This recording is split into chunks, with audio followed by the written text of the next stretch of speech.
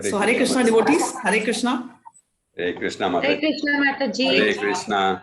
Hare Krishna. Good to hear you, Mohandas Prabhu. I hope you're feeling better. Hare Krishna. Yeah, you're really better. Hare Krishna. Hare Krishna. Hare Krishna Mataji. Hare Krishna Mataji. Hare Hare Krishna. Krishna Mataji. Hare Krishna. Hare Krishna. Hare Krishna Mataji. Hare Krishna.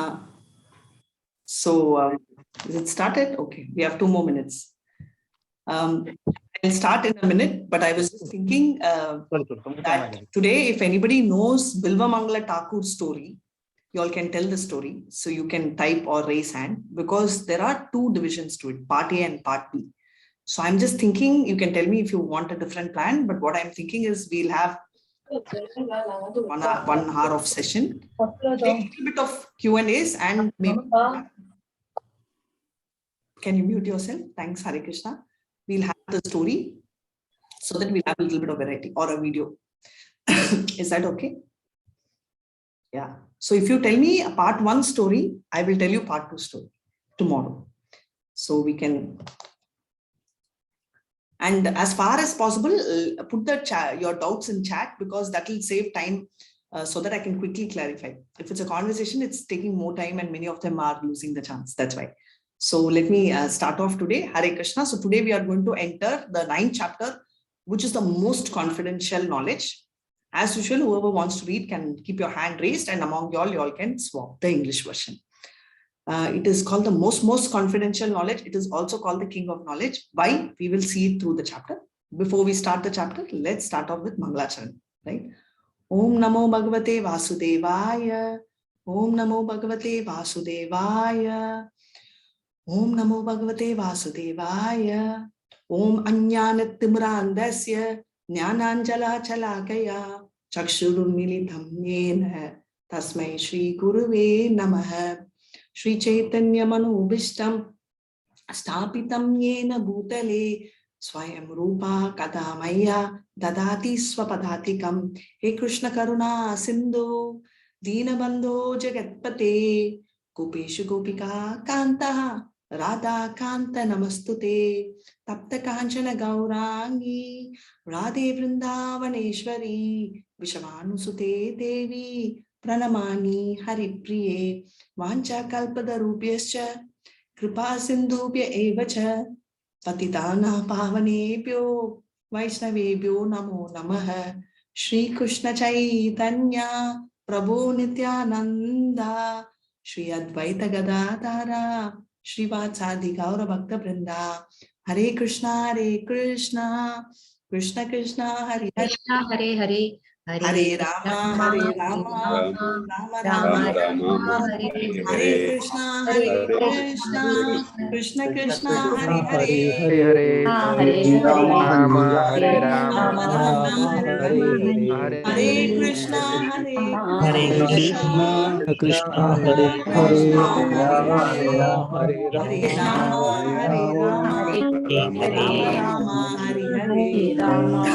Rama Hare Krishna Hare Krishna Krishna Hare Hare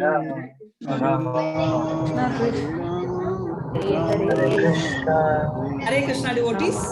Hare Krishna Mataji. Hare Krishna. So let's start. Thank you so much. The most confidential knowledge, chapter 9, right?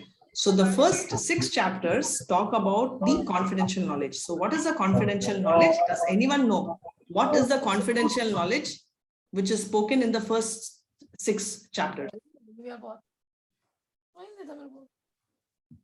Which is the knowledge? Soul.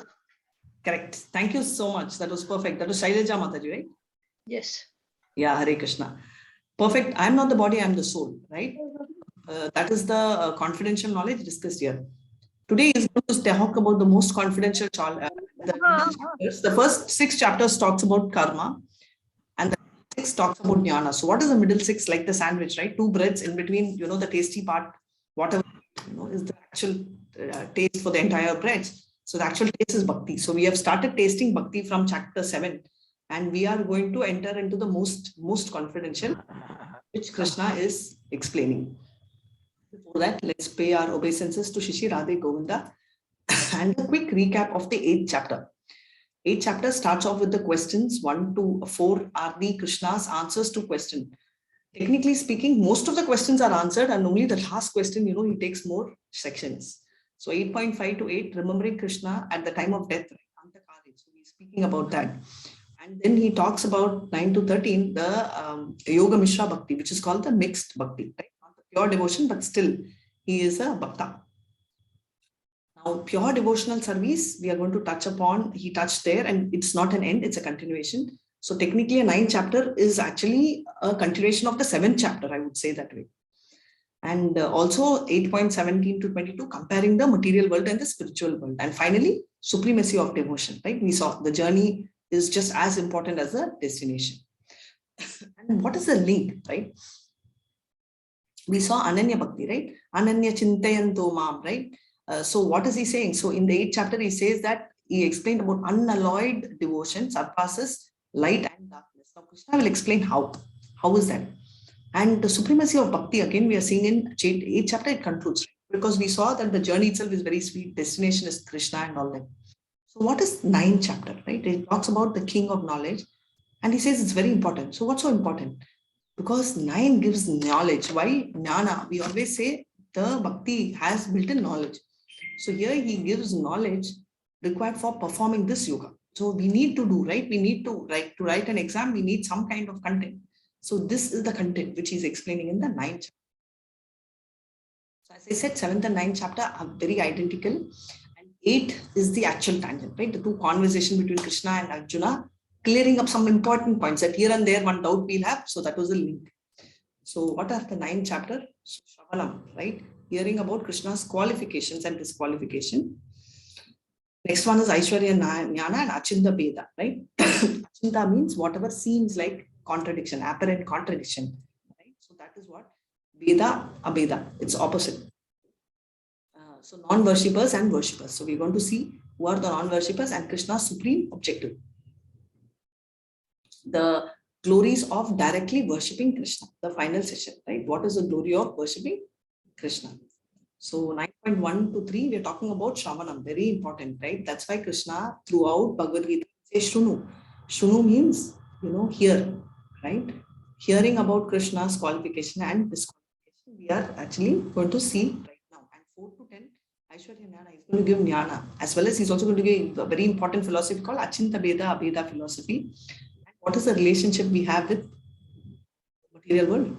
Between 11 and 15, non-worshippers and worshippers. Right? What is the difference? And again, last but one session is Krishna and the supreme object. And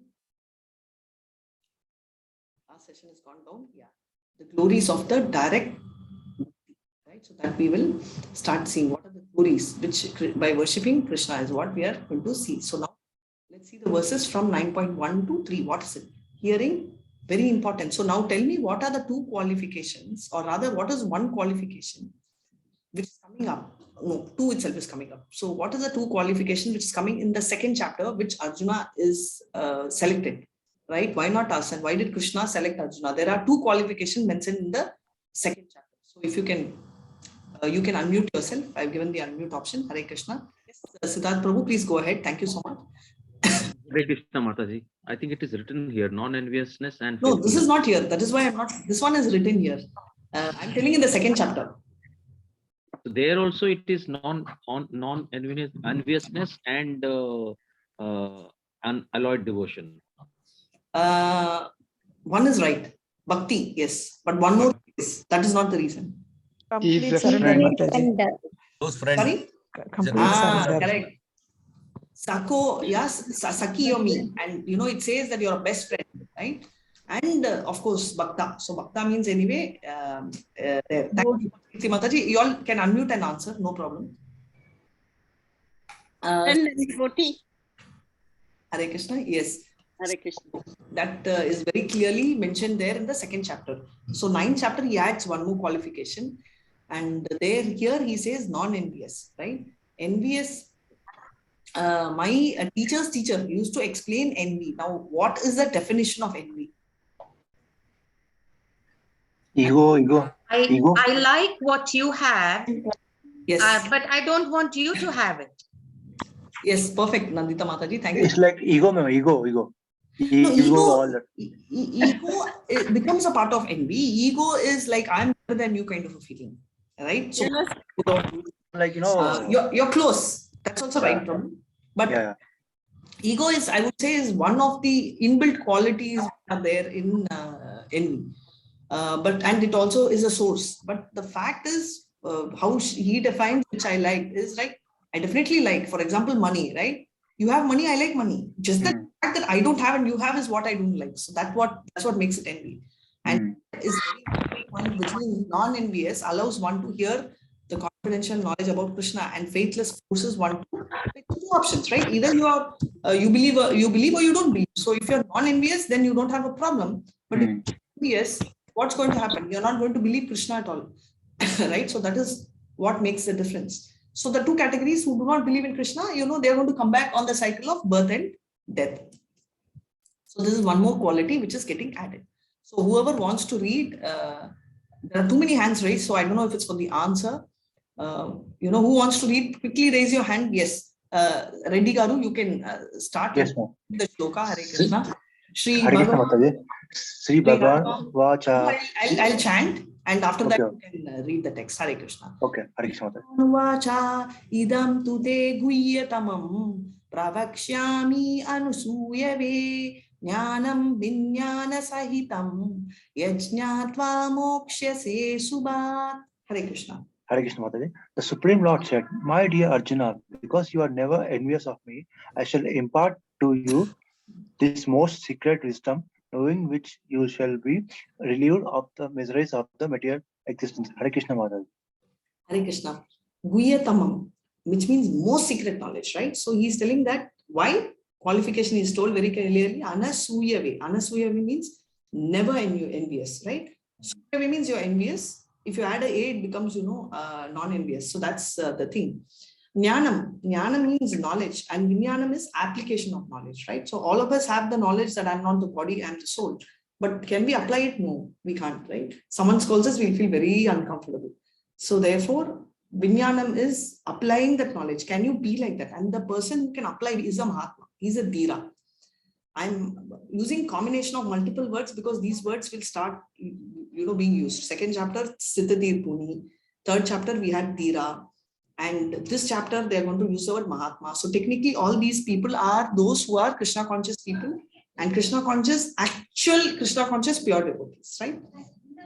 And most secret knowledge. Krishna is telling this is the most secret knowledge.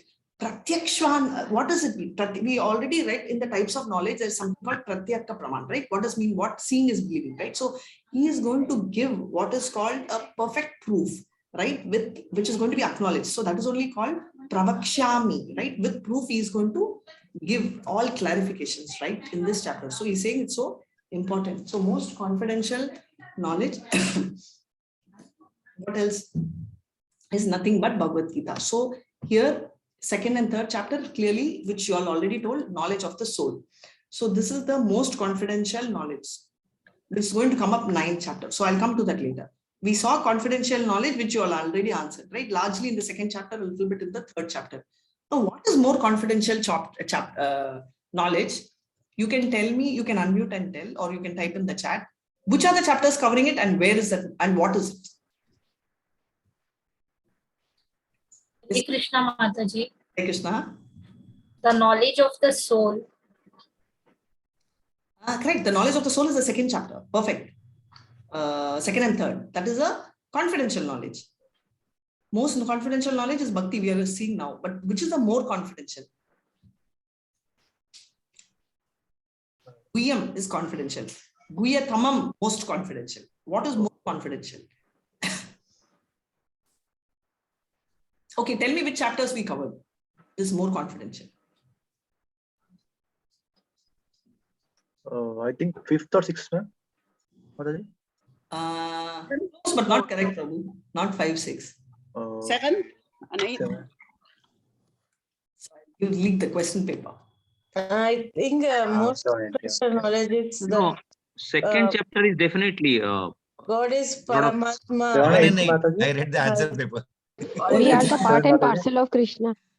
Yeah, 7th and 8th chapter. Thank you so much, Mataji. Correct. So what are we talking about? 7th and 8th chapter, what did we read? We spoke about various energies of Krishna and our relationship with Krishna. So 7 and 8, knowledge brings out the enlightenment about Krishna conscious, Supreme Lord and his energies. That's exactly what is a more confidential knowledge, because we don't get to know that the material world is also his world.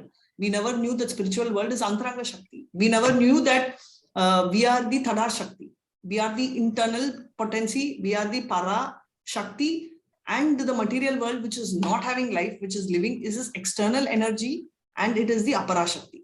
I want this concept clear because during this chapter, we will have links going back to that. So that is why I'm spending a lot of time before we even take off on this journey. So 7 and 8 becomes a more confidential knowledge, and it talks about clearly the Krishna conscious and about supremacy of Krishna and his energies. Most confidential knowledge we are going to see now deals with Ananya devotion, right? Ananya Bhakti and glories of Krishna, of course, that goes without saying. Right? So, what is great about the first RÄJA-VIDYÄ? Of course, we know it's king, and Krishna tells that this is the best of knowledge, right? Lord Krishna imparts most confidential knowledge and realization to Arjuna. So, what is a qualification? We saw already, Anasuyave, that means free from envy. What is a means to receive is proper hearing, which means Tulu, and also a proper discipline succession. Right? So it's not that some Tom, Dick and Hari comes and tells and you blindly follow. Right? Sharda, very true. Knowledge of Bhagwan, that's coming in both 7, 8 and 9. But 7 and 8, that's very close to a perfect answer. Thank you so much. So what are the benefits, right? We are going to see what are the benefits which are there. Why should we know this confidential knowledge? Right? So you all tell me, why should we know? Is it relevant? Yes, Mataji. Relevant? Why, Prabhu?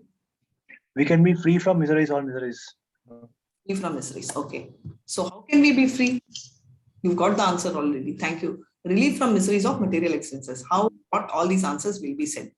Now, I just want we are setting the mood, right? So I told, okay, I missed taking class for you, but in the first chapter, I always tell everyone to have a mood, right? And the mood with which you are going to have this particular tone of the second chapter, especially the first chapter, I always tell, please go to the military. I mean, go to the place, right? The battlefield. Go to Kurukshetra. So we all, the entire class will travel to Kurukshetra, and imagine you're sitting there. Then you will understand when Arjuna says, I won't fight. Just imagine you're there and Arjuna is pulling back, right? So now here in the 9th chapter, I want you to change the mood, right? So the mood which I want you to change here in this chapter is, I want you all to think that this particular chapter is a love letter, okay? So shift your mood completely. This is a letter written by Krishna to each one of us, right? So how will you write a love letter, right? Girl or boy? So gender specific, let's see. So how will you write a love letter? You will say, hey, maybe someone has an experience of writing a love letter, may enlighten. Can someone explain what will be the content of any love letter? First, the address. Thanks, is most sweet, Priyatama, yes. Priyatama, and all good things. Okay. Second is why I'm existing. My existence is solely depends on you. Very sweet. And that's the tone of the love letter. And thank you so much, Siddharth. I can't live without you. I can't live without you. Oh, so sweet. Thank you so much. But just remember, we are not writing the love letter. Krishna is writing the love letter, right? So we are the recipients of letter, each one of us. But that is a very nice way you said, I cannot live without you, right? So this is a point I want to highlight here because, and even if Siddharth has not said, it would have not struck me. Thank you so much, Siddharth. I cannot live without you. Please remember this. So Krishna wants to live with us. It is not that he's short of stuff. So there is this, many of them say, Are, what, Krishna is short? No, right? So Krishna has a lot of people over there, and 3/4 of the material, 3/4 of the entire universe, world, not universe, entire thing is spiritual world, and only 1/4 is material world. So there are more people over there than here. So Krishna is completely happy. But why is he unhappy about this? I always tell this. You have 12 kids, one kid is in the hostel, you still want the 12th kid also to be in your house, right? You don't say, it's okay, 11 kids are with me, I don't care. Yes or no? You have two. Yes. Yeah. Yes, Mataji. Yeah, thank you so much. Hare Krishna. So like this, so this mood is a love letter and you're receiving the first and a very genuine letter, which is permanent, right? So when the day you are born, it is there. The day you die, the day we die, either we die immediately from the body or whether we die because of the kalpa, mahakalpa, which we saw in the last class. In all cases, this letter is a valid letter, right? So time immemorial, it is valid. So that's a open offer. But current love letters, what do we write? This is a love letter. If you don't pick, you may give it to your sibling, right? That's a style which we all follow probably. But Krishna is not saying that. He says this is exclusively written and I am waiting. And before that, you also put a little bit of qualification, like this is me. I'm like this, so and so. That's why he's telling about himself. And he's also explaining, right? I've studied this is my qualification. I live here. I'll take care of you, all this, right? So same thing he's also telling. So RÄJA-VIDYÄ, the king of education. So I'm going back. So what are the 9 processes of devotion? Shrunu, we said. So besides that, what are the 9 processes? At least tell me one. Shravanam. Kirtanam, Vishnu Smaranam, Padasevanam, Archanam, Dasyam, Sakyam, Atmanivedanam. Prema. No. That premam will come under 9 stages. Okay. The 9 process. Thank you. Right. So this is perfect. So maybe you all can throw some examples. So for Shravanam, who's good in Shravanam? Parikshit Maharaj. Parikshit Maharaj. Perfect, Shravanam. So we'll go here. So it starts off. Shravanam is Parikshit. Kirtanam. It's not show. It's got both. Sukadev Goswami. Sukadev. Sorry, Kirtanam. Yeah. Sukadev Goswami. Next one, Vishnu Smaranam. Prahlad Maharaj. Perfect all the time. Okay, and slightly I'm going to deviate. Who's great in all? Who does everything? Ambarish Maharaj. Amazing! I'm so proud. Yes, Ambarish Maharaj does everything and quickly, right? So all of them, Padasevanam, nobody will make a mistake. They'll all immediately tell Lakshmi. Rest of the things. So I'm going to switch to the next. It's important. So we are moving to 9.2 and ready, Garu. I hope you're ready for after I chant Hare Krishna. RÄJA-VIDYÄ RÄJA-GUHYAM Pavitram idam uttamam pratyakshaavagamam dharmyam susukam kartum avyayam. Hare Krishna.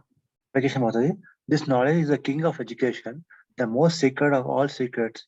It is the purest knowledge, and because it gives direct perception of the self by realization, it is the perfection of religion, it is everlasting, and it is joyfully performed. Krishna Mataji. Hare Krishna. There is a book called RÄJA-VIDYÄ by Prabhupada in Veda base. I will show it to you in a minute, but I want you all to go and read that along with this chapter because that's a very cute book. And there are some stories also which are very nice. So what is he's saying? RÄJA-VIDYÄ, of all the book education, right? He says he's the king of education. There is nothing, I always tell, there is no education system which says this is the highest. So if you take medicine, you may have MD or MS, right? After that you have MCH. You may have FRCS, but there is nothing called this is the highest, right? You'll always have one over the other or one complementing or supplementing. Now, so is engineering, so is anything in any line. There is no end to it. We may think this is an end. We'll tell, okay, no, Mataji, we'll do PhD, that's the end. No, that's not the end, right? So here very clearly, RÄJA-VIDYÄ RÄJA-GUHYAM, he's telling that it's a king of all the secrets. And I just introduced this pratyaksha, right? In the previous shloka itself, I gave this. It's a direct perception because it gives you have a direct perception of the self-realization. So what is self-realization? I'm not the body, I'm the soul. I'm part and parcel of Krishna, and I am not supposed to be here and I have to go back there, right? It is the dharma means religion. So it's perfect. It is a perfect understanding of the religion. And as I said, it's always everlasting and it is joyful. So why is it so? Because it is the essence of the philosophies explained before. Right? So RÄJA-VIDYÄ, because it has got everything in a nutshell. We already saw RÄJA-GUHYA means most confidential knowledge, and this talks about the eternal activities of the soul. Right? We see soul here, we are referring to our soul.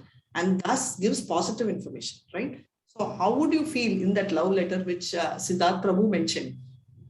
Right? Along with that, if you tell, right, you go and understand a little about the person and you write that letter, right? See, I know you have this quality. I know you have this, and I'm okay with that, or I'm very happy you have this quality. It will make you feel so good, right? Oh, somebody knows me. So that's exactly. So Krishna is saying that I know you, right? I know this is your soul, and I know you, right? And I also know you have so many bad habits, A, B, C, D, E, F. I also know you have so many good habits. I want Ananya Bhakti, but I'm okay even if you can't give me Ananya Bhakti. You can give me, you can start with any 4 types of devotion. You can be a neophyte. Chapter 7, quick revision. What are the 4? Artho Artharthi. Jigyasu Jnani. Thank you so much, Chitra Mataji and Siddharth Prabhu. Yeah, so that's the one level, right? So that's one level in the sense, that's the starting level. Neophyte starts off like that. He wants Ananya Bhakti, but he's okay with this. Somebody will tell that's also too much. Now in this chapter, he'll explain, okay, fine, I will compromise a little. How much he compromises, let's see. Okay, a little jump into our Nectar of Devotion. There's a book called Nectar of Devotion by Rupa Goswami. And I will explain the stages of reaction, which will in a minute. So what are they talking about? Pavitram idam uttamam, because it's purest form of all activities, right? Let's explain. Now, this is what I explained about the love letter, right? Avidya, I don't have knowledge, I don't care about you, right? But Krishna says, no, I know you. Bijam, you know what happens when you come here? You have a lot of sinful desires from your previous birth, right? And that's a seed. So what happens? That seed grows and becomes papam. You get into sinful action, right? Take that action. And so what is, there are 2 things which is called prarabdha and aprarabdha, right? Prarabdha means what you can see. Example, I want a lot of money and I'm thinking only negative. I want a lot of money, I'm going to steal. Right? So the bijam is wanting money. I don't have the knowledge to do properly. And I'm such a dumb person. So I therefore go and do the sinful activity, which is the papam, right? I've stolen. I have 2 choices. Now, if I can either run away, that means I've escaped punishment, which is aprarabdha, unmanifested, or I will get caught, which is prarabdha. That means I'm in the jail, right? So I've experienced. Now, what happens if I run away?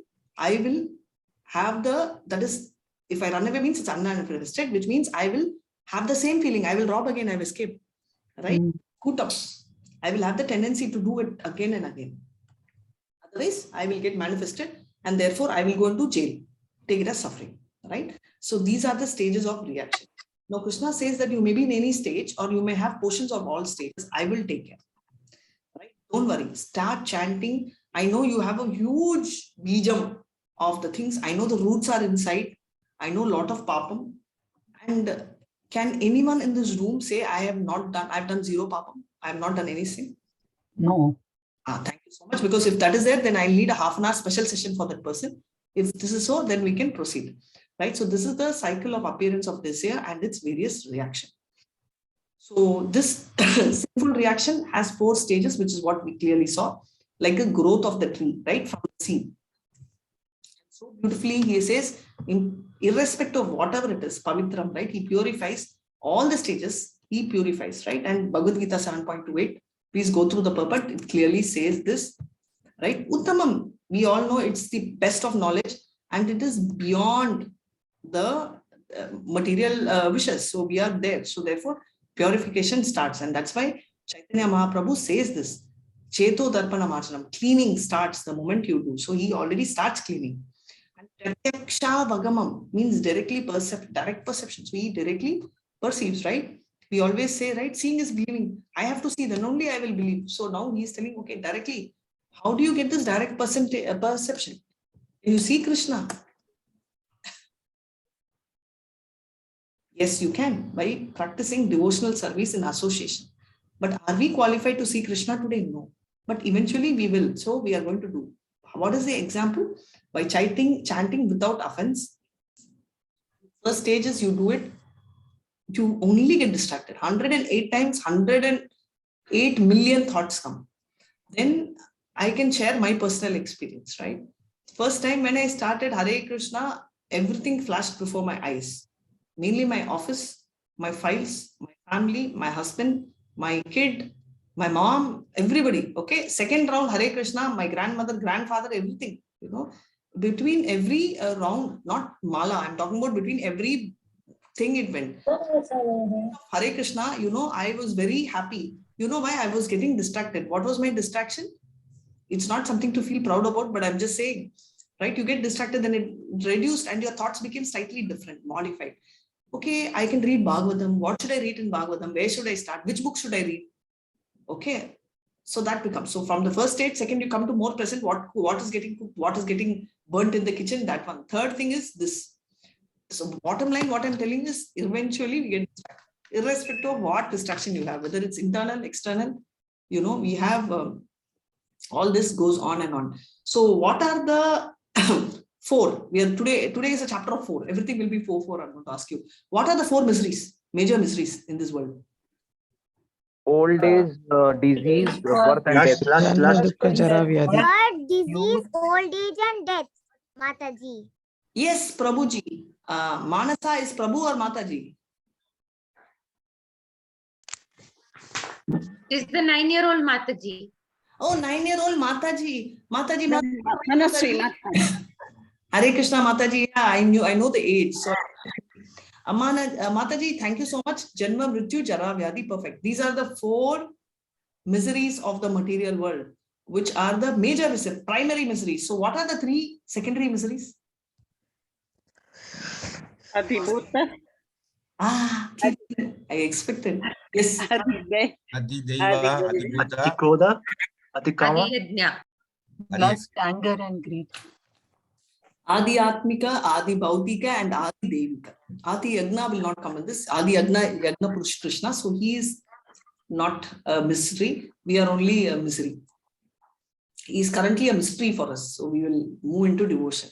So this is what it is. So by directly chanting without offense or even with offense, because how do we cleanse our chanting? By chanting. That's the only solution, right? There is no other solution. Right? So that's what he explains. And what is the qualification? Irrespective of whatever it is, whether you're a Brahmana, Kshatriya, Vaishya, Sudra, or a Chandala, right? Doesn't matter. You always get promoted. That is why Mahatma very clearly says, Vidya Vinaya Sampanne Brahmineste Shavyastini Suni Chaiva Swapakeva Pandita Samadarshinaha. Pandita has a quality of 78% close to Krishna. There is Brahma who has 78% of qualities of Krishna. And therefore, any of us can aim at going there. Currently, we will all be probably single digit or decimal. So at least I don't know where I am. I'm surely single digit, I'm sure. But none of us are close to 78%. That's for sure, right?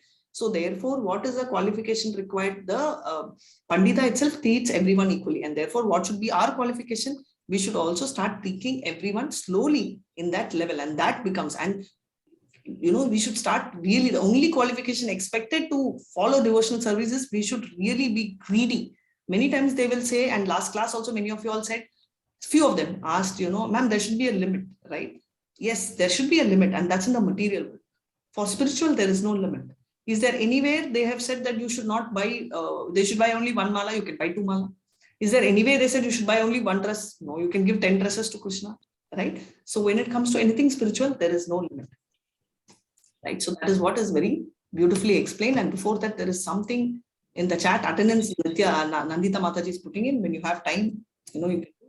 Dharmyam, perfection of religion, right? So dharma, we already saw different ways of assumption. Susukam means we are so happy, avyayam, everlasting, right? So Krishna is saying, hey, I love you so much, and I'm telling you the perfect religion, which is going to make you happy, and it's going to be everlasting. Hey, Krishna, okay, tell me, right? So we are in that mood. Hare Krishna. Shaddadana Purusha Dharmasya Paranta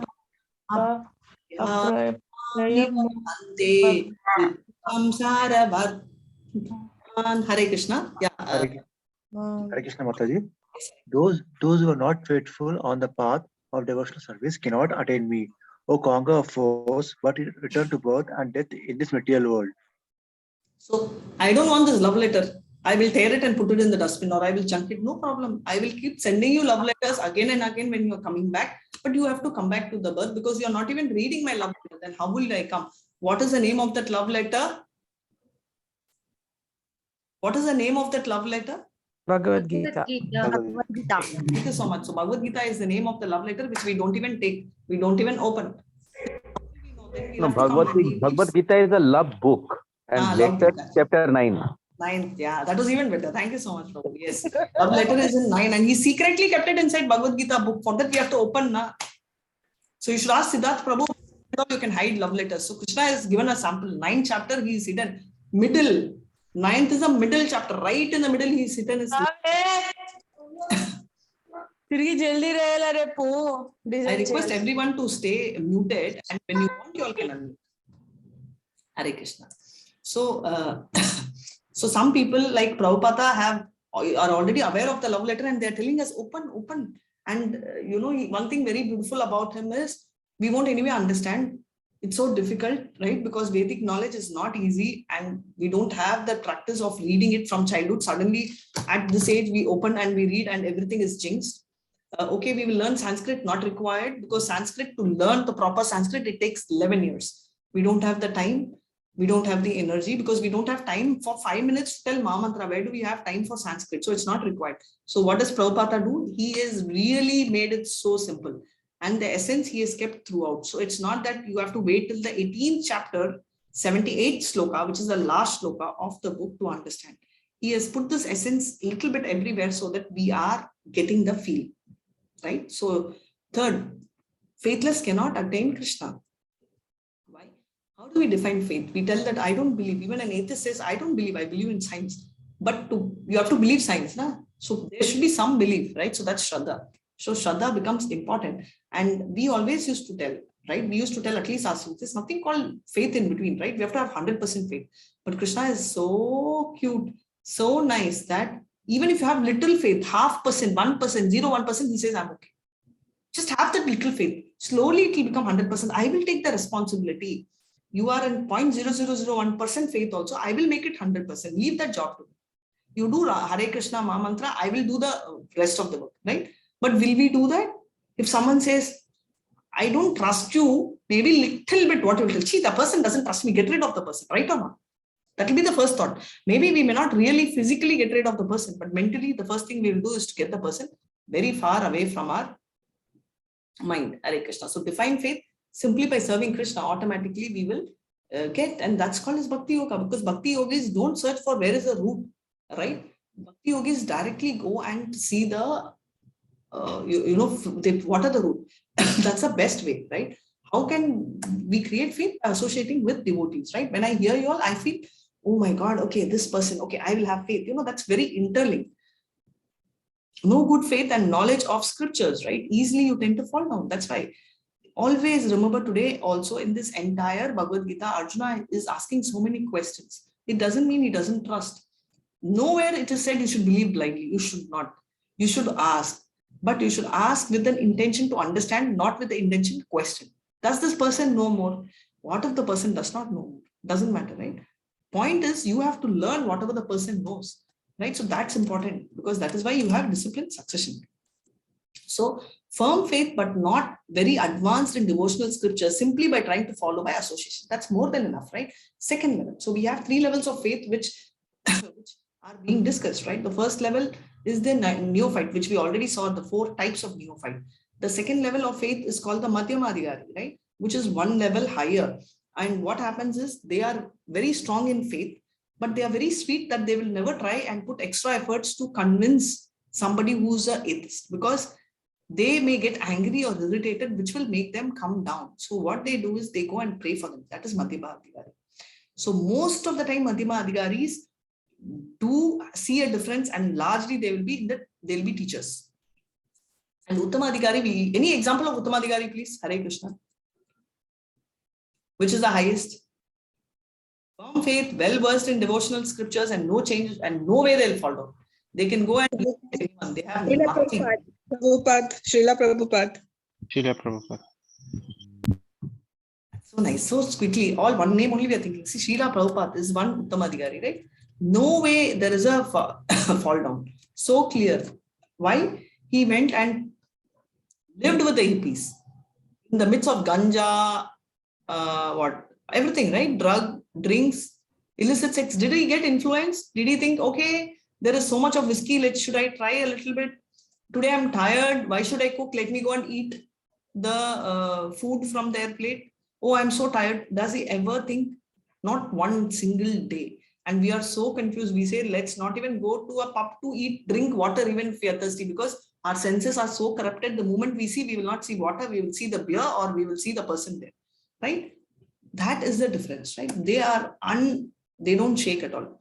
Development of the faith in the process of Krishna consciousness. They are very, very firm. So faith is very important. And that's why, we spend so much time. Faithlessness can never attain Krishna, and faith is the most important ingredient, right? So when you're making palav, right, the most important ingredient is rice, right? So faith is like that. It's the most important ingredient.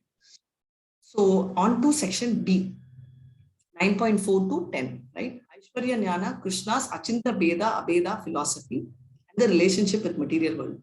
Krishna pervades, creates and annihilates the entire cosmos through his material energy. So this will be, half of it will be repetition of 7th chapter. Although Krishna is the supreme director, the material world nevertheless moves independently and Krishna thus remains neutral and detached. How so confusing, right? So let's see.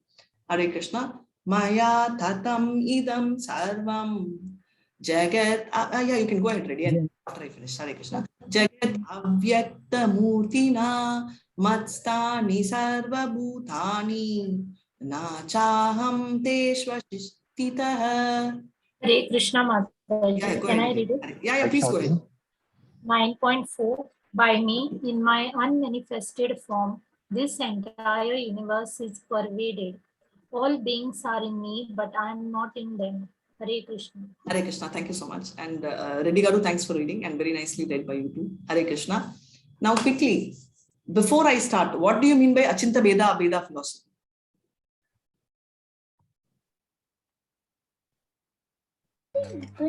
Simultaneously one but different.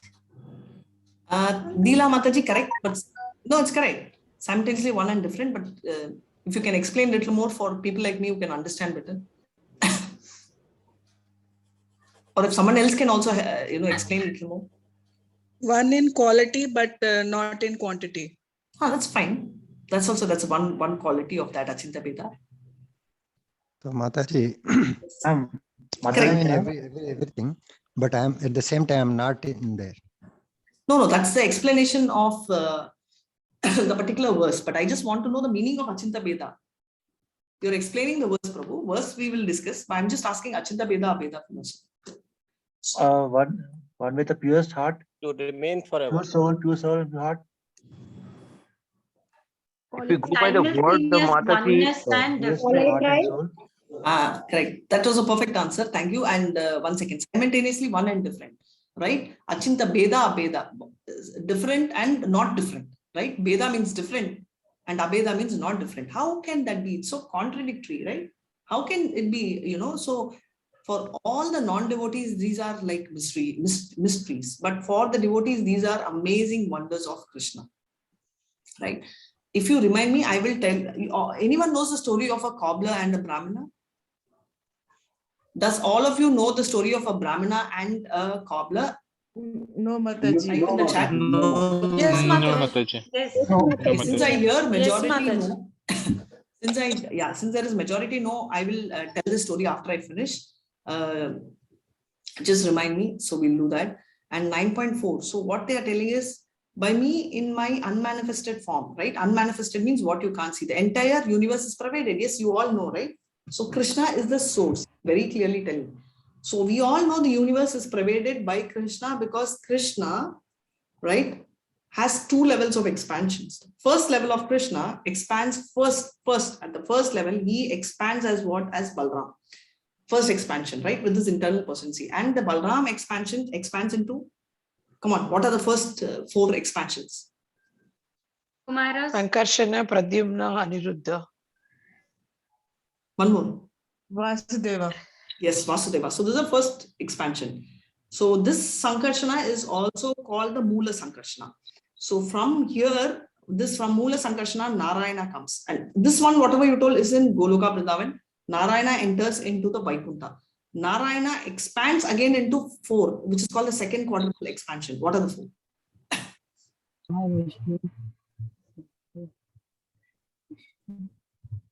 I can't hear. No. That's again later. This is second level. Narayana level also is the same thing.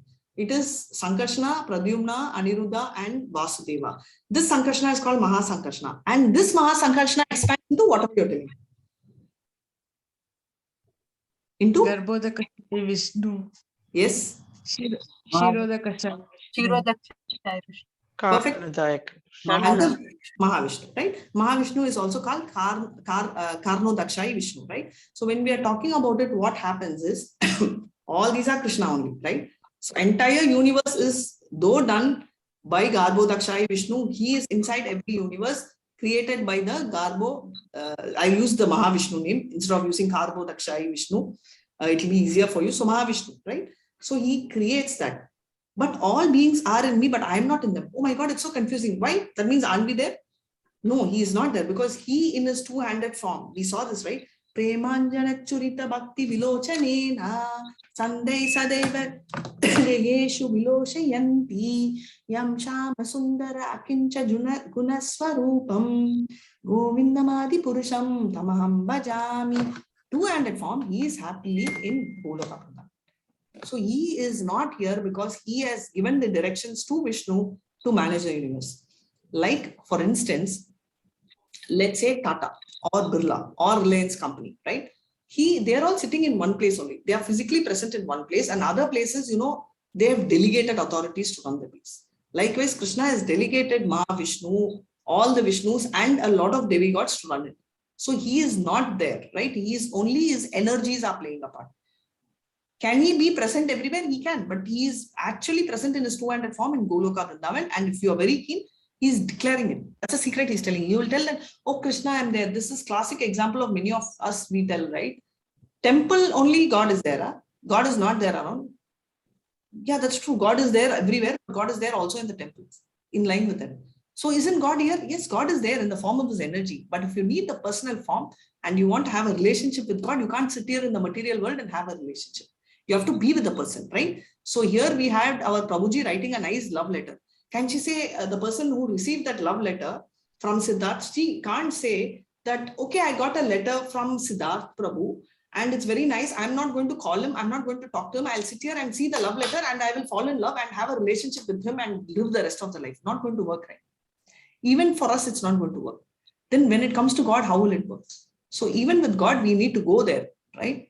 So that's our permanent abode. So we have to go there and stay with them and have a relationship. So that's what is explained here. Hare Krishna. And this is a continuation of that. And Mataji, please go ahead and read this so you'll understand in 9.5. Hare Krishna. Prabhu, you can unmute and read 9.5. And everything that is created does not rest in me. Behold my mystic opulence. Although I am the maintainer of all living entities, and although I am everywhere, still myself is the very source of creation. As a mighty wind everywhere, always rest in ethereal space, know that in the same manner, all beings rest in Hare Krishna. Thank you, Mataji. Thank you, Hare Krishna. So very clearly, 9.5, right? Everything I've created. Okay, like now going back to the 7th chapter, right? Do you remember the analogy which we said? There is a string and the pearls are there. And the string is Krishna, the thread is Krishna, so down to earth. No? And he says each one of us are the pearl, right? So he says, just like how I'm holding, same thing he's saying. I'm the maintainer of all the living entities, right? The pearl. And I am everywhere, right? And I'm the source of creation, right? Because he has created all these universes for us to enjoy. So he is the source. And yet everything that is created does not rest in me. It's not that I am going to do every act. So someone told, can't Krishna do it? Can't he make us angry? Can't we do that? So my aunt had this explanation. She said, then why should, for non-vegetarians especially, she was saying, why should then Krishna give animals? Right? He can keep it as a poison. I said, then okay, we can have poison also. She said, yeah, poison we'll die. But by eating a non-vegetarian, we will not die. Very good. So you can also eat a crow. We can't eat. Why? There are people who take crow. Okay. Okay, let me extend a little more. You don't die if you eat another human being. You can eat that also, right?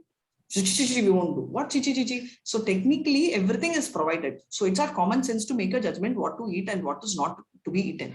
Like same way what we should do and what we should not do. Money is Krishna's money. Okay, so it's fine. And I need money. I don't have money. So what is there? I will take angel's money, pocket from angel and take. Is it allowed? Not allowed, right? So that's the same thing which he is saying. And now, and 9.6 is like this, like there's so much of breeze around us, there's so much of wind, it's just so powerful, right? And the powerful wind can literally throw someone out. And I'd been once to Singapore, and there was, what do you call, Toronto or something, like we were all resting. I only remember that I opened my eyes and I was literally inside the bus flying. So powerful, but the air or the wind, whatever you call, is within the space. It cannot cross the sky, right? Like that, there are limitations, right? That's given as a like how it rests within that space, all living things rest within him. So the most confidential knowledge, fifth, living entities do not rest upon Krishna, Yoga Aishwaryam. That's called inconceivable mystic opulences of the Lord. Everything that is created does not rest in him, right? So he is not responsible for all creations because that's done because of their wish, and implies that everything rests in him. That's what 9.4 explains. Even though everything rests in him, he is a reason for the creator. He is a primary creator. He is aloof. He's doing it because you wanted it. Again, we are going back. Remember, the 5th chapter also had, you know, we had, and prior to that, also we saw 3 doers, right? Who's a doer? Whether Krishna is a doer, soul is a doer, or the Maya Devi is a doer, right? And because of our wish, right, the soul, I mean, I'm not explaining that, you all know that so well. So what happens is, so therefore Krishna stays aloof and he's not directly concerned. However, his energies are doing it. Right? And that's, Atlas is just an example. How is he aloof? That's his inconceivable. That's called the Abhyayan. That means eternally everlasting. Right? So that's the 5th one. Now let's move on to 9.7. Please, Prabhu or Mataji, Hare Krishna. Hare Krishna. O son of Kunti, at the end of the millennium, all material manifestations enter into my nature. And at the beginning of another millennium, by my potency, I create them again. Thank you so much, Kirti Mataji. Hare Krishna. So he's saying, oh son of Kunti, you know, he's saying by the end of the millennium, all the enter into my nature, right? So we saw this, right? We saw that there are 3 types of death. One is bodily death, right? Another one is during the day of Brahma, right? And during the day of Brahma, right? All the living creatures go inside. And also during the lifetime of Brahma, which is called the Mahapralaya, right? Mahakalpa, birth of Brahma, death of Brahma, Mahapralaya, which talks about 311 trillion years in human calculation, right? The entire universe goes into the stomach of Vishnu, right? So he says, and I create them again. So everything happens because of his creation. And 9.8, yes, Prabhu, you can read 9.8. Hare Krishna. Hare Krishna, Mataji. Hare Krishna. The whole cosmic order is under me. By my will, it is manifested again and again, and by my will, it is annihilated at the end. Hare Krishna. Some of my devotees were telling that very sweetly, they were telling, we were thinking that Brahma is the creator and Brahma only kills and he only gets into all this. True, that could be probably the perception when we are young. Now we know all this is an approved by Vishnu. It cannot happen without that. And 9.9, Mataji, go ahead. Hare Krishna. Hare Krishna, can I answer? Yeah, please. Hare Krishna. Ma'am, I can't say. Can you make it? Oh, Dhananjaya, all this work cannot bend me. I am ever detached. It has to brutal. Hare Krishna, Mataji. Very important. Yeah. All the work cannot bind me. So Krishna cannot be bound by any of this, right? He is always detached and takes a neutral position, which means he is not partial to anyone. It is not that, he is partial to Anila, because he likes Anila's name and he is going to be biased to Arun. Hare Arun, you're so silent today, yeah? Hare Krishna. So this is not going to be the case, right? He is going to be very neutral and he is equal to anyone. And that's his speciality. And whoever is going to tell Bilva Mangalu Thakur's story, going to type in a chat. And when you remind me, I will tell you at the end the cobbler story. So this is Vishnu, right? So pretty, right? The very look. So the most confidential knowledge, a quick review of the 8th chapter, we already saw. Lord's relationship with the creation and destruction, and the world is his inferior apara energy, and how Krishna creation refuses the modern concept, right? How? Because they talk about evolution, man came from monkey, then why do monkeys exist? Modern concept is gradual, yeah, we saw. And Krishna's creation is there are 84 lakh species, stencils are already drawn, identified and given, and therefore Brahma will be waiting. Okay, out of 84 lakh species, what is happening? Okay, you have done this karma, you have so much credits. Oh, material nature, grant the body, go into this body and give whatever facility the body needs. So how does the material world is maintained by Krishna as Parameshvara, right? And is aloof. So Krishna's supreme will is always present, right? Because he is there all the time. However, he does not get into the direct management at everything. How does he say supreme will is present? Everything is definitely like that. For example, there are so many department heads, right? Though he enters as the three Vishnus, right? We already read the three through his tattva, right? It's called the Mahat Tattva. And due to his potencies, he enters and he delegates. But all of them report into Krishna, including Maya Devi, right? No direct involvement. He doesn't directly get into, okay, you like this, you like, no. As he just acts like, because he gives approval directly for the material nature, Prakriti, to take care. And what is the basis of creation? We all know, based on our so-called very proud, selfish desires, we do that. And now this is a very beautiful chapter. Now it's going to talk about that under so far, nothing is not within him. So now he's going to talk about how it is doing. 9.10, Krishna, Maya Dakshena Prakriti Suyate Satcharacharam Hetu Nanena Kaunteya Jagad Viparivartate. Hare Krishna. Hi, Mataji. Yes. This material nature is working under my direction, O son of Kunti, and it is producing all moving and unmoving beings. By its rule, it is manifested, created, and annihilated again and again. Hare Krishna, Mataji. Hare Krishna. Yes, Nandita, I saw your message. You can, you want to tell, you can tell. Many would have heard, but many have not heard Bilvamangala Thakur story. So maybe if you give that version, tomorrow I will give the part 2 version. I mean, flashback version. So the material nature is working under my direction. So clearly he's telling he's working under my direction, right? And it is producing all moving and everything is there. And in that manifest, right, it's created and annihilated. So again and again, it's created as well as it is annihilated. So everything is only done by him. So whatever we talk about gravity, right? The law of gravitation, Krishna is telling is also putting on to me, right? So very beautifully, I'll just Hare Krishna. So very clearly, so he's saying that everything is producing moving. Shara, Akshara. Shara means moving, Akshara not moving. Yeah, Kaunteya is obviously him, and Prakriti means material nature. Maya is me, and Dakshena is very clearly under my direction, right?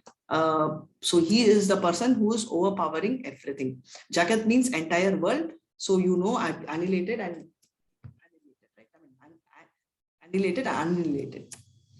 So now these are the 3 sessions, and we are here. He is going to talk about worshippers, right? 9.11 to 15, talking about non-worshippers and worshippers. Now I am going to wait for some time and continue this later.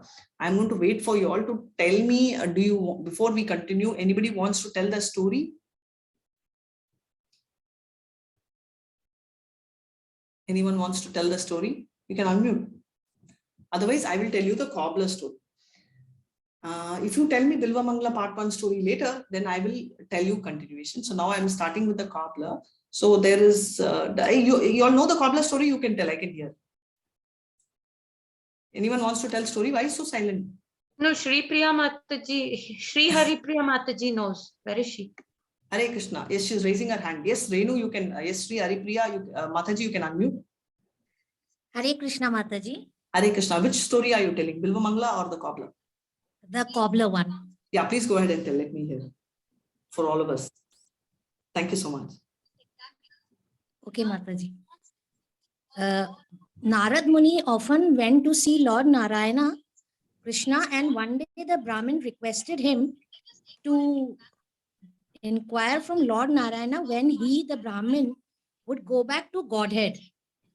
A cobbler made the same request to Narad.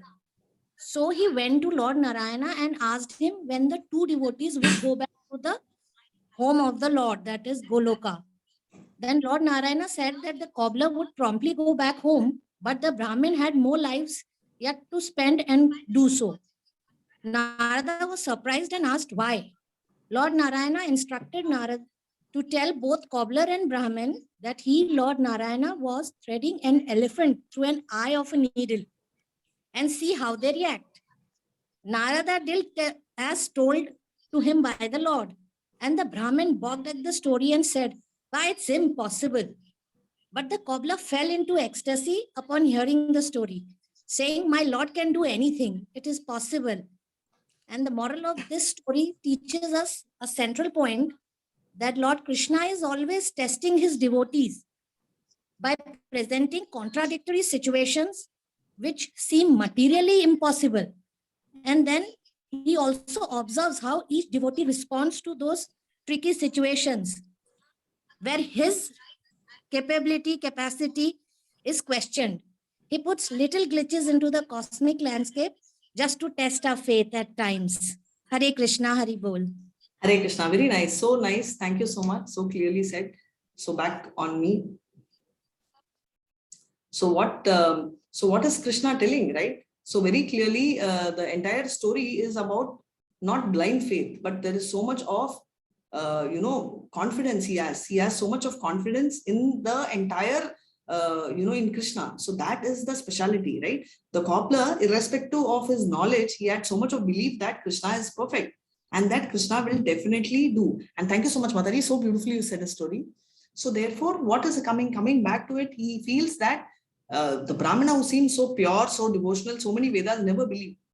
Because Achinta Beda, Abeda philosophy, and he didn't blindly believe, he also made a statement, right? The cobbler told that if Krishna can put such a huge banyan tree inside the seed, so he gave a logic. Why am I saying this is, even though he is not studied Shastras, he is Bhakti, he has only pure unalloyed Bhakti, right? And that Bhakti gave him the jnana to explain this. So why I'm saying that is, you may not have been, none of us are scholars, right? None of us have read Sanskrit. So we are all trying to understand. So we are all approaching in the part of Bhakti and everything else, right? Jnana, including Ashtanga Yoga, how when we do chanting, automatically we inhale, right? So those things, holding breath is nothing but pranayama. So Ashtanga Yoga is also inbuilt. So every yoga is inbuilt in Bhakti Yoga. So a Bhakti yogi automatically has jnana in it, in him, right? So that's the specialty. So I just thought I will tell, and thanks for sharing. And what should we do? Should we do one more session, or you want me to end and have a little more talking time, question time today? Hare Krishna. Also, one question I wanted to ask. I told love letter Krishna is giving to us. Agreed. Who's the broker? Who's spoiling it? Who's the middleman? Who is trying to... Maya. Yeah, so sweet. Thank you so much. So the Maya is coming in between. So even in an ordinary transaction of, let's say, a property or rental house, you want to get rid of the broker, right? You want to have a direct dealing with the owner. Don't you want to do that? Right? Why do you still want to have a conversation with Maya and keep listening to her? Right? So Maya is that, right? So please go ahead and have a conversation with Krishna. Can you directly talk to him? Maybe difficult. Guru, take this shelter, try to understand his language which he is spoken, and try and connect directly with Krishna, right? And Krishna is calling us, and that's exactly what we are doing. Do not listen to our mind voice of our Maya, and please move ahead and listen to the love letter of Krishna. And now you all have to tell me, you want me to do another session because it's 9, and or should we take question answers? Questions, ma'am. Okay, please go ahead. Hare Krishna. Yes, Arun, go ahead, and also chat, please go ahead and type the questions. Yes, Arun, please unmute. Sorry, I muted you accidentally. Please unmute. Hare Krishna, Mataji. Hare Krishna. Mataji, my question was related to the verse 4 from this chapter, where Krishna says that all the living beings are in me, but I am not in them. Yes. So this is something I got confused, because what I understand is Paramatma is within each and every living body. So yeah, can you please clarify on this? Okay, because I'm not sure. Okay.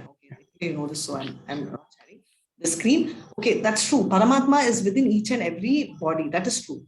As Paramatma is there, and Paramatma is what? That is why I explained the thing. Paramatma is also his tattva, his energy, right? It's not two-handed form of Krishna is coming. Paramatma himself is a four-handed form. Do you understand? Who's Paramatma? Paramatma is a four-handed form of the Krishna who's present, in fact, as Vishnu. That is why I said 4 layers, right? You have the Vishnus, right? But above Vishnu is the Vaikuntha, where I'm doing in reverse, the 4 and Narayana, and above that only we have Goloka Vrindavan Krishna. So Krishna personally is present in Goloka Vrindavan. His energy and his manifestation only is Paramatma. He's present as Paramatma, yes, this is energy, right? But is he present? Not really, right? For example, you're going to school, you have the instructions of your mom, right? Your mother is present. Your mother is telling you, wash your hand, before you eat, you do this and all that, right? But is she physically present with you in your school? You may tell there's a slight difference, Mataji, because Paramatma is physically present, true. But Paramatma is a energy of Krishna. It is not Krishna directly, Krishna himself. So Krishna is a person, and his original version is in Goloka Vrindavan. I know it's very difficult to understand, Prabhu, because for me also it took a very long time. I was so involved that Krishna is there as Paramatma is cleansing. And this was like a shocker. Oh my God, this is like very contradictory. He's there and I'm not in him. Because the previous chapter, 7th chapter, said that, we are all hanging, everything is there, right? His energy is there. That way, if you see, even Maya Devi is there. That's also his energy. But here it's a tattva. But actually, personally, the source of the love letter, which I told them, that's why I said, the source of the love letter is directly written by Krishna, not by Paramatma. Paramatma is an aid for you to go to Krishna. But the love letter is from Krishna. Yes or no? Will you pray Paramatma? We don't pray. Ashtanga yogis pray. We follow bhakti. Why? Because we want to follow the origin of that love letter and go. Right? So the original love letter writer is Krishna. Did I clarify a little bit at least, Prabhu? Yeah, Mataji. I know it's What I understood is that, yeah, he's there as an energy within us, but he's not there personally. Exactly. Personally, we are all the limits. Yes, perfect. Thank you, Thank Mataji. you so Hare Krishna. Thank you so much. Hare Krishna. This one, Anumataji is there, Radhika ma'am. Anumataji. Yeah, please go ahead. You can read each is already very beautifully typed. You can read, Nandita. I'll answer. Should I read, Mataji? Yes, Yeah, please go ahead and read. Mataji, the question was with reference to 8.19, where you said we have 3 deaths. When we have a natural death, when Brahma's day ends, and when the Brahma's kalpa ends. So with that, I would like to know, when the embryos are frozen for long period, like 23 years or so, some have been frozen and then they are thawed and a human being comes out. What is the position of soul? And the second is cloning. Like you messaged me also. Yeah, thank you so much. Yes, I'll come to cloning, but I didn't get your first question. What is the 23 years? There was I have not put in the clipping which Hari Prishri Mataji had sent. The embryos, the human embryos were frozen and they were again implanted in the okay, I get what you're saying. Uterus. Okay. Something like that. Yeah, I understand. So what's your question? So I want to know how the soul remains in unmanifested form in the frozen embryo. That's true. Or what form the soul remains? I understand. So just give me 1 second. So I will tell you the concept of the origination of soul, then you will have clarity. So before that, I'll just give you a 1 minute of this. And this is very clearly explained by Kapila in the 3rd canto, 31st chapter. So what does he say? And I think you would have also seen Beyond Birth and Death video. Did you all see that in the 18 days? Did all of you see Beyond Birth and Death? Yes, ma'am. All of you all? I can share it again, Radhika. Yeah, today we will see that again. And don't record, I will not record that at the end, we'll see, but just a quick, 1 second, Prabhu, I'll finish her query. So what is happening is, based on your karma, you go to heaven, all that story you all know, and you all come back, whatever it is, to the material world. How you come? You will actually go up as rain, and along with the rain, the soul comes, right? So it comes through the rain and enters the land and forms the grain, and the grain is eaten by the man. Yes, ma'am. Here I'm talking about man means actually man, gender man.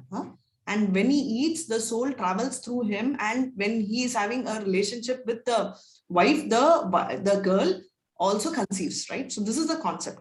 So you definitely need, the soul is entering through the sperm, at the time of embryo, that is when the embryo gets matured, right? Otherwise, every month there is an ovulation, there is a sperm, both gets destroyed.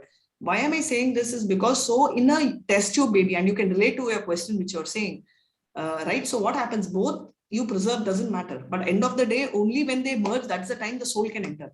So if you're asking me, is the soul going to stay? Is the soul only enters and it is formed only at that stage. So if the embryo is going to be there, it doesn't matter, because every time embryo comes and goes off, right, for a lady. So that does not carry a soul. It is only when there is when there is a relationship happening, and that is only then it is transmitted, right? So whether it is physical or whether it's test tube, it's different. But the concept is same, because nowhere they've created life, right? That is one. Cloning, how does the cloning, did I answer the first part of your question? And then I'll move to the next. Yeah, but Mataji, but embryo is a fertilized. That's what I'm telling you. So the ovulation at that stage, so maybe a biology student can explain better. I'm not a biology student, but what I can tell is, so when it is fertilized, then the soul is entered, no, already. So your doubt is, does the soul remain intact in that state? Yes, yes. Yeah. So I'm going back. So this is not new. It has already happened. Where has it happened? Sukadev Muni, right? Sukadev Muni was in the womb of his. So you all know Sukadev Muni is the son of. So Vyasa. Vyasa. Yeah, correct. Vyasa. So what happened is Sukadev Muni never came out from the womb of the mother for 16 years. Yes, 16 years. Right? So 16 years, the soul was present inside the womb of the mother. So there is no difference. Whatever you have current technology, that has already happened. Today you're talking about plastic surgery or whatever you call, right? The part you replace. I'm talking about not the beauty plastic surgery. I'm talking about the very serious plastic surgery. Happened, right? Ganesha was given the face of the elephant. That is also, part change. Same way Daksha was given the face of a goat. Right? So all this happened. So it was there then, just that we don't think it was there. So that's the only difference. Hare Krishna. So answering your question straight, yes, soul existed. Yes, Hare Krishna. Yes, cloning concept you have to explain to me clearly, because cloning is what? Like, it's one more person, right? How does it work? Cloning is the same material, like somebody will take my DNA and produce exact replica of me. Yeah, but has it happened? Same genetic material. Yeah, but has it happened? Yeah, the Dolly the sheep, and with animals. Animals, it has happened. Yeah, so has it come? So your doubt is whether the soul divides, adds, or is it? Yes. I don't really understand. I understand cloning only to the extent of a movie, right? To be very honest with you, I have to study cloning more. I'm not that knowledgeable in that area of cloning. I really do not know if two animals have come and they started running. I don't know that. I can check with someone who's more knowledgeable and come back to you, but I honestly don't understand. I know one thing for sure is cloning human is only in movies. So I don't know if there are two. I'm just giving that as an example. Of course, animals also have the same concept of soul. So I don't really understand the question to help you. I'm sorry about it. I can come back to you with somebody who has more biology knowledge. Hare Krishna. Hare Krishna. Mataji, I think, see, even if it is twins, it will be two different souls, even if they are identical. Twins are different, but she's talking about a different concept. If it's a twin, it's two different souls. She's not talking about identical. She's talking about cloning. Mataji, I think. Can I say something on the cloning? Mataji, please go ahead. So what? See, the birth of Ganesha is nothing but cloning only. Like from the skin. Like the same concept of cloning. Okay, so that Ganesha had a separate soul. Okay, because she had a different concept. What she was telling is from one person, like I am Radhika, and one more Radhika is created. So there is one soul already in Radhika. So another clone Radhika will have a new soul you can't share a soul, obviously. But I don't understand the concept for me to explain. That's the point. I understand what you're saying. But for me to throw light to it, I don't know that. That is what I'm saying. Actually, Mataji, even in cloning, embryo cloning only we have found. It is again boils down to embryo only. So if it is embryo cloning, that means one more embryo with another sperm means it's one more soul. Yeah, correct, Mataji. Yeah, so that's the question. In any case, you are creating another ghata. So, or Kshetra. So there will be one Kshetragya there. So that means he's already explained. So Siddhartha has added also to light to it. So very clearly, it's like a twin concept, right? You clone means it's like one more twinny baby which has come, and therefore it's the same thing. Hare Krishna. I'm going by what you all are explaining. So I don't really know the concept of cloning. So Hare Krishna. Yeah. So I think a couple of doubts were in the chat. 1 second.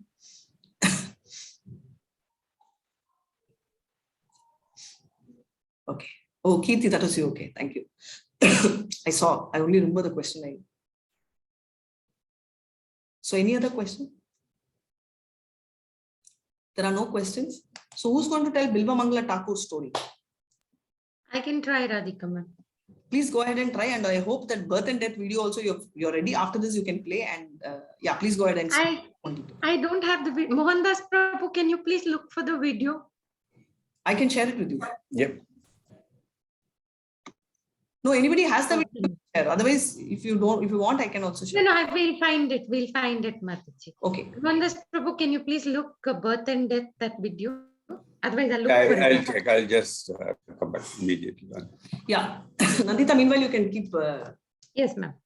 I think his original name was Bilva Mangal Thakur. Because I don't know if Wait, I'm trying to get you on the spotlight. Though more. No, my video is off, sorry. No Matajis are switching on the video. Next time, perhaps. I didn't know you'll ask me to tell a story. No problem. Go ahead. No need. I know makeup required, so you can unmute. You're beautiful even otherwise, but that's okay. Thank you so much. It's the soul, not the material body. Thank you. Yeah, still good. No, even the material body is beautiful. So please go ahead and explain Bilva Mangala Thakur's story. Okay. Please stop me when I make a mistake, because I'm not very sure of the names here. I won't stop you, but I can share the photo of Bilva Mangala Thakur while you're telling. Okay. Your photo, I'll put his photo. Okay. Yes. Okay. He was from a very enlightened Brahmin family. They were scholars, and they were following all the principles and everything. A very orthodox, very traditional Brahmin family that never broke any rules. But he fell down when he fell in love, or rather he lusted for a prostitute. And he was so attached to her that he couldn't imagine staying away from her for a minute. And he used to spend all his time with her, satisfying his sense desires. And when he got the news that his father had died, he went only at that time just to conduct his funeral rites in the Brahminical way or whatever. And he wanted to get back to this lady immediately, because he said, I can't waste a minute away from her. It is so precious. And it was already the night, it was dark. And he had to cross the river to get to her house. So he saw a log floating on the river, and he said, there's no boats now in the night. I will hold this log and float to the other side of the river and go to a place. It was actually a dead body, a corpse that he held on to and floated to the other, swam to the other side of the river. Then when he went to a house, everything was closed because it was so late in the night.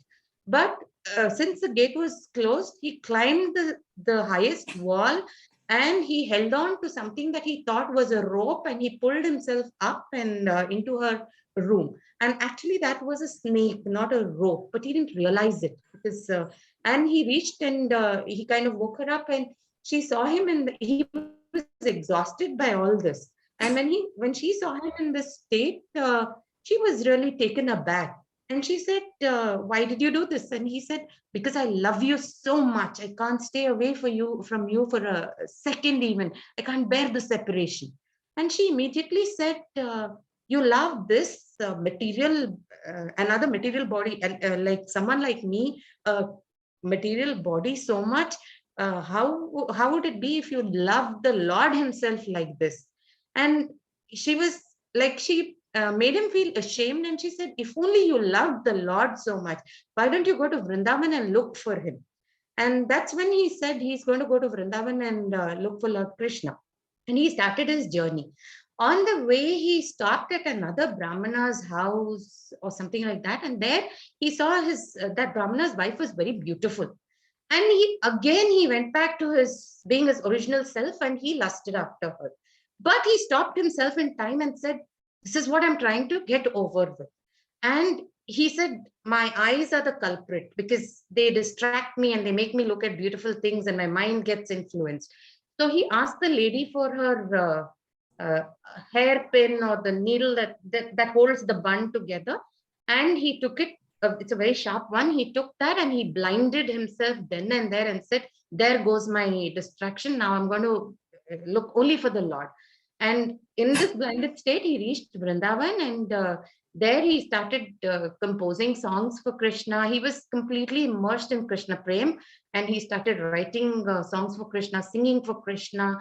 And I think Krishna appeared as in, he couldn't see, but Krishna was so moved by his prayers that he kind of kept an eye on him. He used to come himself to listen to what Bilva Mangal Thakur sang. It was so moving. And as a cowherd boy, he led him to safe places. He fed him some prasadam.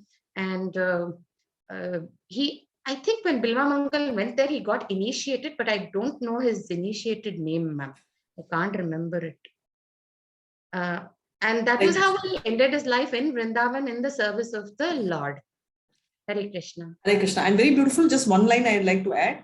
And obviously a person who's very beautifully, you said, Nandita. I should tell you that before I jump to the conclusion. Thank you so much. And we will make Nandita our storyteller.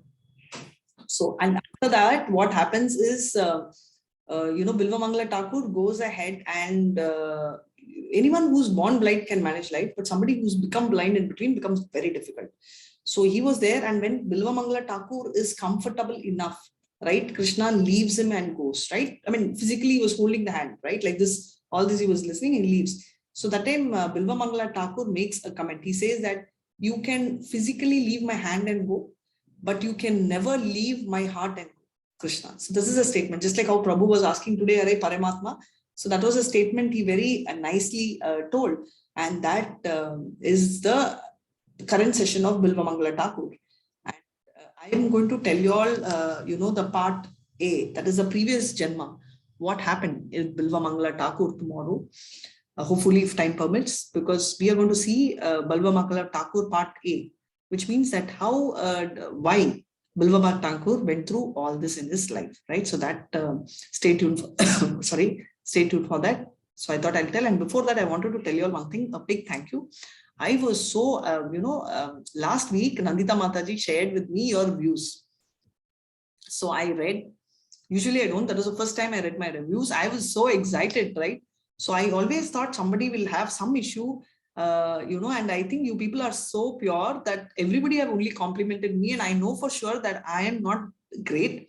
I try hard to explain. But then the kind of compliments you all gave, actually, I felt so happy. I thought I will personally thank each one of you all. Thank you so much. Also, if there's any area of improvement, because what I was thinking is we will add a little more flavor to the content. So after the session, we will have like a story session. We will have some videos. After I stop the video, we will play this birth and death video. I think most of you would have seen, but even if you've seen, I think it's a long, at least another, 3 months or 2 months from the time you've seen that video. So it's okay to see it again. So that is one. Also, if possible, when time permits, it'll be nice if we'll watch one Prabhupada's video together. We'll watch, like Karma video, all this we used to do it in the morning. So I thought we'll have this implemented. So that is one. And also, hopefully, most probably, I think I will continue the session till the 18th chapter. Hare Krishna. Thank you. Thank you. Hare Krishna, Mataji. Hare Krishna. Thank you, Mataji. Thank you, Really, really great. Hare Krishna. Hare Krishna. Thank you, Mataji. Hare Krishna. Thank you so much. Hare Krishna. Hare Krishna, Mataji. Radhika, you want the video now? Hare Krishna. Thank you so much. Did you find the video? Are Angel, thank you so much for the heart. Thank you so much. Thank you, Rahul. We've got the video. I also have it. Yeah. Just 1 second. I want to stop. I will just pause the recording. Just 1 second. And Kalpatarubhyascha kripa sindhubhya evacha pavanebhyo vaishnavebhyo namo namaha Hare Krishna, Krishna Krishna, Krishna Krishna, Hare Rama, Hare Rama, Rama Rama, Hare Rama, Rama Rama, Hare Krishna. I'm not done. I'm not done. There are a lot of comments. Hare Krishna. So much, Mataji, for such a Wait. wonderful explanation. Hare Krishna, Hare Thank you, Mataji. Hare Krishna. Thank you, Mataji. You are wonderful and you are teaching very nicely. Thank you. Thank you so much. Hare Krishna. Hare Krishna. And I'm also going to read the quick comments in the chat box from you all. Thank you so much on record. Shri Haripriya has messaged Nandita. Very beautifully recited the story. Nandita Mataji, thank you so much. Even the cobbler story, Mataji, was so nice the way you explained. Sandhya Mataji has messaged me. No, she's messaged Nandita Mataji only. Very nice narration. Okay, very good. Nandita, on to you. Anu Saptra, very nice narration, Nandita Mataji. Very nice. Angel Haribol for you. Phone kiya. Thank you, Mataji. Hare Krishna. And okay, Prerna. Okay, Hare Krishna, Mataji. Yes, thank you so much. Komalam Gopalan. 1 second. Can you mute Nandita, everyone? If you keep muting, it will be nice because I have to. Yes, thank you so much. Then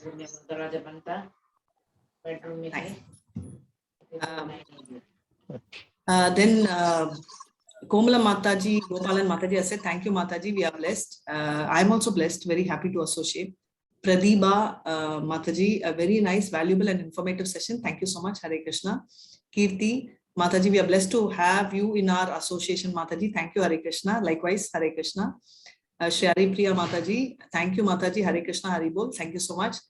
Pradibha, thank you so much, Mata. Thank you, Mataji. Hare Krishna. Neeraja Mataji, okay. Hare Krishna, Mataji. How fluently you explain everything. Lord Krishna, grace is there on you so much. Hare Krishna. I agree, Neeraja. I think it's totally, in 9.22 we will see. That question, whatever you told, he is going to explain in 9.22. Because he is the one who will, give what we lack and going to stay, restore whatever we have. So that's coming in 9.22. And Arun, Hare Krishna Prabhu, thanks Mataji for the wonderful session. Thank you so much, Prabhu. Urvashi, to everyone, Hare Krishna. Yes, Hare Krishna, everyone. Manashvi Sharma Mataji. Oh, Manashvi, little one. Best narration, Mataji. Fabulous. Fantabulous. Thank you so much, Hare Krishna. Smriti Shruti, you're blessed to us. You're a blessing to us, Hare Krishna. No, we are all blessings to each other. Sadhu Sangha helps each other to connect to Krishna. Thank you. Sakshi Tejwani, Hare Krishna. Thank you, Mataji, for the wonderful session. Thank you so much. Reshmi, everyone, have a wonderful Krishna night. Yeah, Krishna night. That's a good one. And Sandhya Mataji, thank you. Radhika Mataji for a power pack session. Thank you. Dr. Usha, thank you, Mataji. Nice explanation. Hare Krishna. Anu Saptra, thank you, Mataji. Sri Lata, thank you, Mataji. Excellent session as always. Yes, Hare Krishna. Uday Kumar, super Mataji. Nandita Mataji, Hare Krishna Mataji. Great. Okay. Hare Krishna Mataji, grateful for you sharing your knowledge, but mostly for your patience and kindness. Thank you so much, Hare Krishna. Patience, I don't know. Kindness, maybe I agree, but patience, I don't know if I have. Renuka Mataji, thank you, Mataji. Lord Krishna bless you. Thank you so much. Vijay Kumar Prabhu, huge fan of Manashvi Shloka reciting. Oh yes, let's do that. Yeah, from Haribol. Let's do that from tomorrow. Siddharth Dash, thank you, Mataji. Hare Krishna. Today was unique. Thank you so much. Every day is unique. Thank you so much, Prabhu. Hare Krishna. Teshwari, extremely knowledgeable, Mataji. Thank you, Hare Krishna. All this knowledge only 1 year. 1 year back, I was one Sunya. So whatever I've learned is 1 year. So why I'm saying this again and again is, it's not very hard. Maybe you all are smarter than me. You all can catch faster. Or for someone who can take more time, doesn't matter. But it's just 1 year. So it's not that I have this knowledge imparted from childhood. Only is Bhagavad-Gita. And I told you all, I'm going to show you the RÄJA-VIDYÄ book, right? So let me show you all. If you all have a doubt,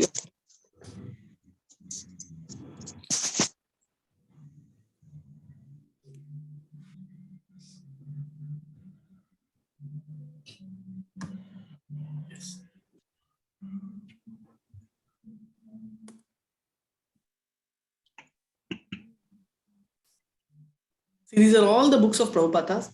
Someone was saying what we can do. And the last but one, RÄJA-VIDYÄ, this is called the King of Knowledge. It's a small 8-chapter ones. Very nice. The copy is also in this. So you can go ahead and read this, right? Before that, please read the books. Please stay in Sadhu Sangha. be in Bhakti Diksha. I request each one of you all to go ahead. And also one doubt I had is, I hope Aspire form, Nandita Mataji, they've all shared Aspire form. Have they filled? Yes, ma'am. Should I share it again? Yeah, share it again, because I think we still have time, so we can go ahead and do that. Sure, Hare Krishna. Can we share this video? Mohandas Prabhu, not till the end of 12th chapter. Don't pack me off so soon. I'm planning to stay till 18th chapter. A birth and death video you can you share? Is your question? Yes, ma'am. Yes, That's great, Mataji. You can. We want to see it again. I'll share it, ma'am. I think should not be a problem. I'll check and come back on that. That's sure. Chitra Ramasamy, brilliant Mataji. You're a great learner and teacher. Oh, thank you so much. Dr. Usha, please send PDF. Hare Krishna. Mataji, I have requested my guru who shared this PDF, and she is told not possible. So I can't go against her. I'm so sorry. So I don't think I have the authority to share. I would love to share because I don't believe in secrets. My password for my Gmail is also known to anyone. If you all want also, I can give. So I don't. Hare Krishna, I'm wondering Krishna. if he's talking about the RÄJA-VIDYÄ PDF. Oh, RÄJA-VIDYÄ PDF. I don't know if I have the PDF. Let me check. If I have, I'll share it. That's not a problem. Yes, Subhash, please unmute yourself. Hare Krishna, Mataji. Hare Krishna. I'm going to have this milk if you don't mind. Thank you. Yeah, please. No problem. Mataji, the video that you just showed, it said that here that person could remember his previous 100 janmas. Now, normally I have always heard there is only 7 janma. Now, which is the right one? 7 janmas or 100 janmas? 7 is 7, right? 7. Prabhu, that's 7. 7 janma means, can you explain that first? Then I'll explain this. Normally in whatever I have seen movies and all, in Hindi movies and all, they say pichla 7 janam. That is in English, its conversion is last 7 janmas. That's what it means. It's only in the movie. That's why I asked you to explain. Only exactly. It says 7 janma. So go ahead. So the 7 janmas is wrong and the 100 janmas is right. Is that what? Prabhu, that 7 janma is not mentioned anywhere in the book, Prabhu. It's our own concoction. There are a lot of people who have asked me this question specifically about 7 janma. Mataji, someone told me after 7 janma, we will all go to Swarga. I told, if that is a default, then why should we even bother? I will go kill 100 people, take money. Agreed, no, Prabhu, because mine can be the first janma or 7 janma. Right. But after the 7 janma, if I'm going to have the thing, then what differentiates? Right. Got it. And another thing that was mentioned in the video was that the child is among worms. 2-3 times it was mentioned. What is the meaning of that? Sorry, Prabhu, come back, Prabhu. In that video, that video where the fetus was shown, it was mentioned that it is among worms. Now, yes, Prabhu. What worms does it mean? Basically, 2-3 things. One is the child eats food, right? Yeah. There is no exit, right? It's urine, it's stool, everything is passed. It's all in the same pot. And also the food of the mother, what food the mother takes also we don't know, right? It can be food. Today we are talking about cheese and all that. So what is all that? All these also not a very healthy food. That's why those days they used to have very strict food, right? Spicy food and all, because all this really burns the child's skin. And these worms also they keep disturbing the child. So it is not, though it appears to us that it's a very safe place, just look, the child is locked for 9 months inside the womb, right? Water. It's not a very healthy atmosphere. I mean, it's a healthy atmosphere created by God, but it's not like an atmosphere which you would relish staying, right? If you explain that.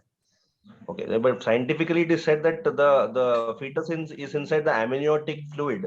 Now, amniotic fluid, I have not heard of worms in the amniotic fluid. That's Prabhu, why. but no, I am so happy you told this, but we have not heard of a lot of things till now, no, Prabhu, for that matter.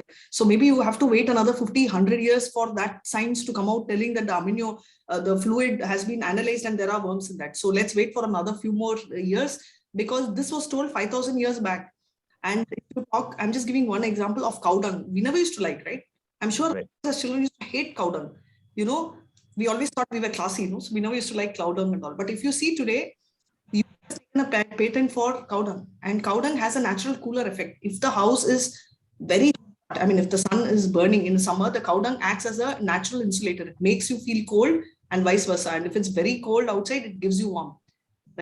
Have that facility. And also it's a great antiseptic, which is proved today. It was not proved about 100 years back, right? It's proved today. Life is proved now. 100 years back, we didn't know. So same way, whatever is told in the video, we may not be knowing now. We might have to wait for some more years for the truth to reveal. Okay, Mataji. Hare Krishna. Hare Krishna. Thank you so much, Prabhu. Yes, if there are no more answers, one big Hare Krishna and we'll end the session. Set. Mataji. Hare Krishna, Mataji. Hare Krishna. Hare Krishna, Mataji. Hare Krishna, Hare Laddu. Krishna, Mataji. Hare Krishna, Prabhu. Hare Krishna, Mataji. Hare Krishna. Hare Thank Krishna. you, Hare Krishna. Mataji. Hare Krishna. Thank you so much. Hare Krishna. May I end the meeting, Radhika? Yes, please. Yes, Mataji, you can end. Hare Krishna. Thank you so much. Hare Krishna. Hare Krishna. Hare Krishna Mataji. Thank you. Krishna, Mataji. Hare Krishna, Hare Mataji. Krishna. Krishna, Mataji. Thank you. Hare Krishna. Hare Krishna.